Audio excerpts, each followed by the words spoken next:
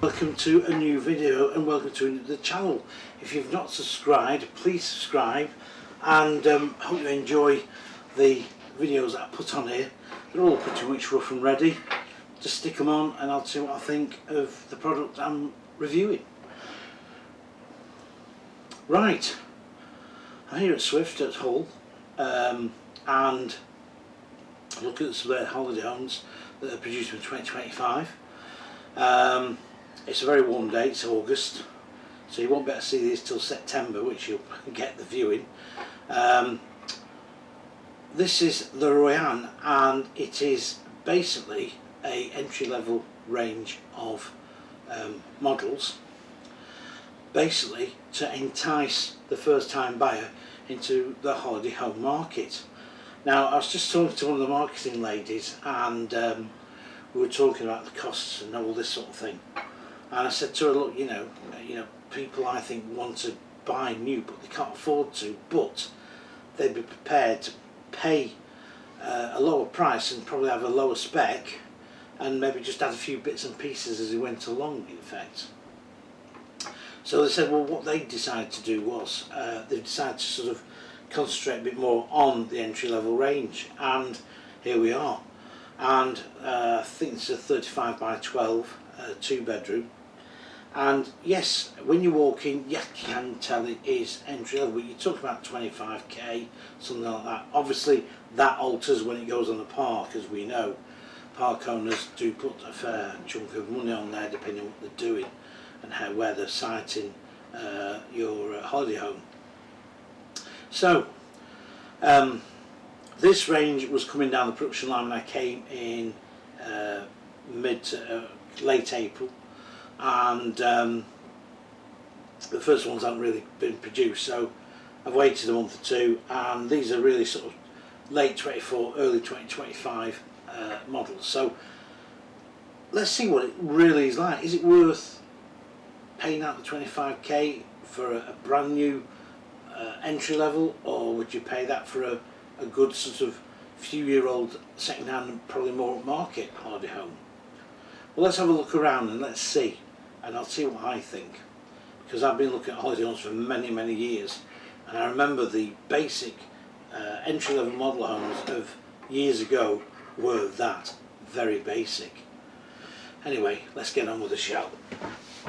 Right, I'm going to start off here in the front lounge, and yes, straight away, if you realise you're not in a holiday home that's a lot of money. But having said that, it doesn't feel all that bad. Straight away you notice that yes, you don't get a big bay window, or you don't get doors, patio doors that open here. This is a seal window, it doesn't open, but you've got side windows that do, so that lets in air. But I do like the fact it's a big window there, and it lets in plenty of daylight, natural light. There's a big TV cabinet here that you can stick your TV on there on the wall, and there's also a drawer and some shelving. But anyway, let's have a look around at the settee. I'll just get my mug out of the way. That's better. Now yes, you've got this built-in seating. It's not freestanding, of course, but there's plenty of seating there for everyone to sit around, and consequently it feels very spacious. You've got your little table here, put your drinks on or whatever.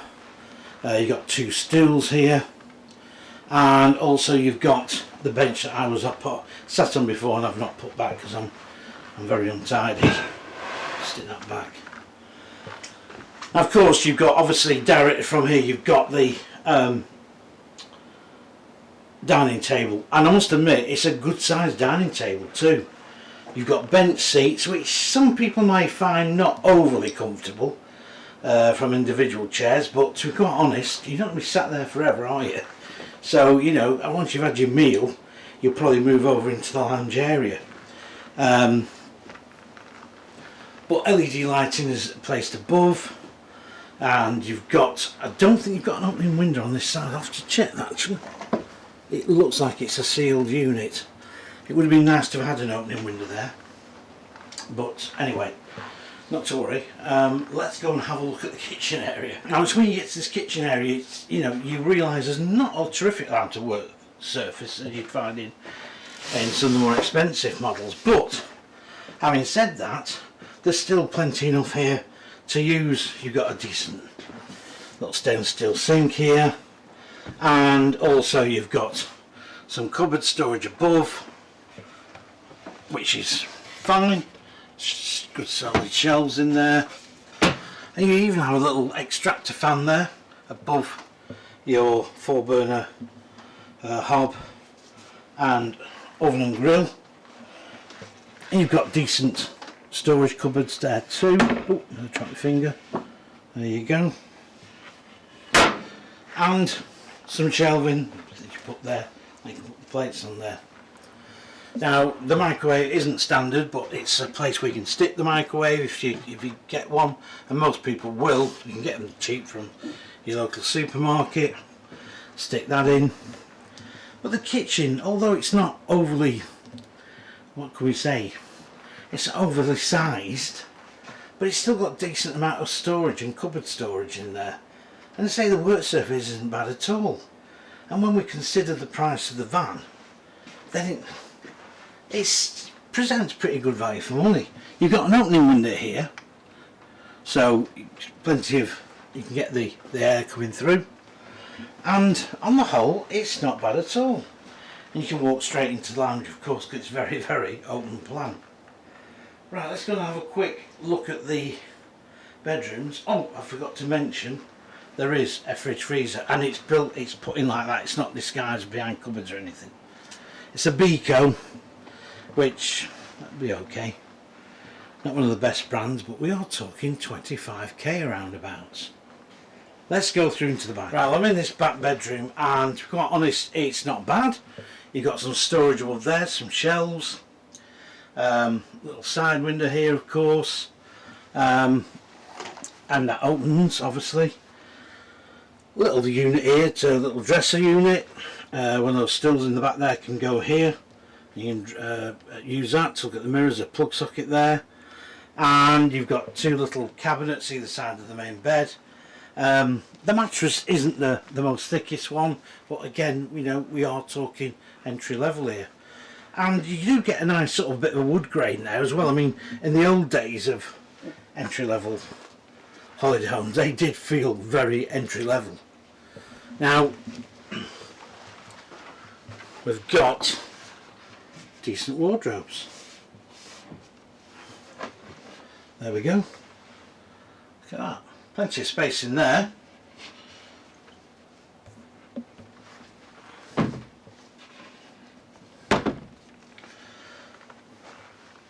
Around it, and you've got a little ensuite. Okay, it's very plain, it doesn't matter. You've got somewhere to get into the loo if you have to get up during the night or whatever. Little hand basin here, little shelf, again another opening window, and a mirror. And it's just handy if someone's using the loo, you can come in here quick and use that one. Shut that up. Let's go and have a look at the second bedroom and also the main washroom. Right, well, I'm in the second bedroom, and to be quite honest, again, it's more for children maybe, really, but you wouldn't feel too cheated. Two adults could use that, as long as you weren't too tall. I could sleep in there okay, not a problem. Again, more shelving over above there, little unit there, plug socket, and again, you've got yourself a decent wardrobe.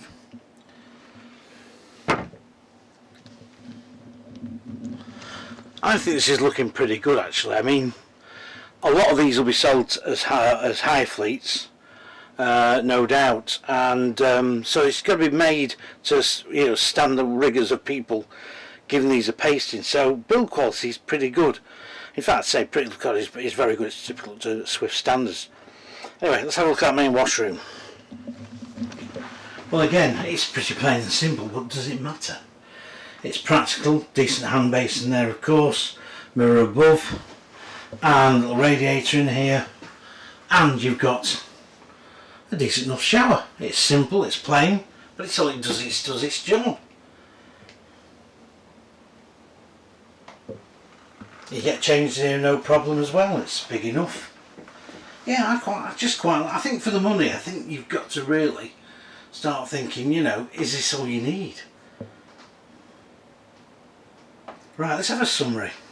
Well, I've had a good look about it, and I came in here with the one of the marketing ladies, and we were going through it all, and you know, she said, you know, I know it feels more of an entry-level holiday home, and I said, well, yes it does, but it's not as bad as you could think, and it does feel quite, it's modern, it's contemporary, it's well put together, it's got good storage. Yes, sure, you haven't got freestanding seating and stuff like you get in an upmarket model and a few other bits and bobs, but at the end of it, if you wanted a brand new holiday home and you want something that's going to basically do what you need it to do, come out mainly, come and sleep in here, watch a bit of telly, and spend your weekends in it, and maybe the odd longer, maybe the odd week and two, I don't think you could do far wrong. It feels well put together. It's another, you know, it comes down the same line as all the more expensive Swift holiday homes, so it's just put together just as well. I think for the money it'll take a bit of beating, and I think if you're after a new holiday home but only want to spend a bit, you know, not a terrific amount of cash, then this could be really what you're after. And don't forget, you've got that pull-out settee, so it'll sleep up to 6 people. He says pull-out settee. What am I on about? It'll sleep up to 6 people, but you can you lie on the settee at the end and this side here. So consequently, it's a 6 berth if you needed it to be if somebody's stopping over, but it's mainly a 4, and it's equipped for 4 people really more than anything. But to squeeze, you could get 6 in and sleep overnight. So I'll see you in the next video, and I'm going to go and have a look at some tours, see what's happened there, and I'll speak to you on the next video and see you. Please keep liking, please keep subscribing too, and if you're now thinking about giving up touring with your caravan or your motorhome and you want something more permanent and somewhere where you like to go a lot, holiday home could be a good choice to make, but always choose your parks wisely, and also get to know all the rules and regulations regarding when it comes to selling it again, all that type of thing, because a lot of parks have their own different rules and regs. So, you know, always make sure about that before you buy one. And anyway, I'll see you on the next video before I keep chattering on and never shut up. I'll see you later.